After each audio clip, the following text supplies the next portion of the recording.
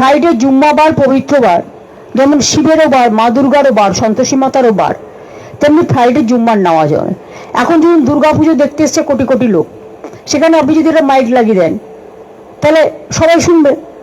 তো ফ্রাইডে জুম্মাবার এমনি সংখ্যালঘুদের কাছে একটা সেন্টিমেন্ট আছে, সেখানে সবাই ফ্রাইডে জুম্মার নামাজ করতে এসছে। এখানে কেউ কেউ যদি তার রাজনৈতিক চরিতার্থ করবার জন্য উস্কে দেয়, সংখ্যালঘুদের ক্ষোভটা স্বাভাবিক, আমিও এর জন্য ক্ষুব্ধ।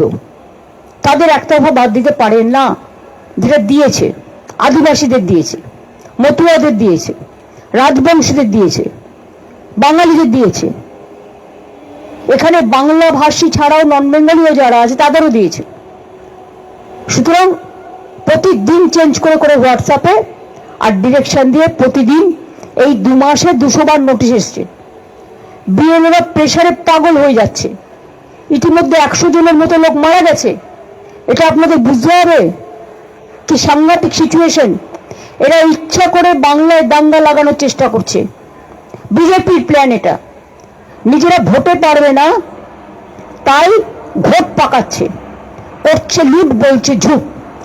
আমি সংখ্যালঘুদের এটাই বলবো, পরিযায়ী শ্রমিকদের উপর যে অত্যাচার হচ্ছে আমরা অলরেডি টেক আপ করেছি এবং আমরা কেসও করেছি, আমরা পরিবারগুলোকে সাহায্যও করছি।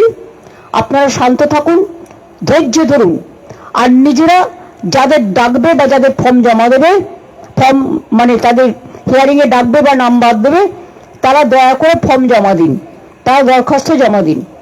বাদ বাকি কোর্টে কেসও আছে, কোর্টের উপর ভরসা রাখুন, আশা করি মানুষ বিচার পাবেন।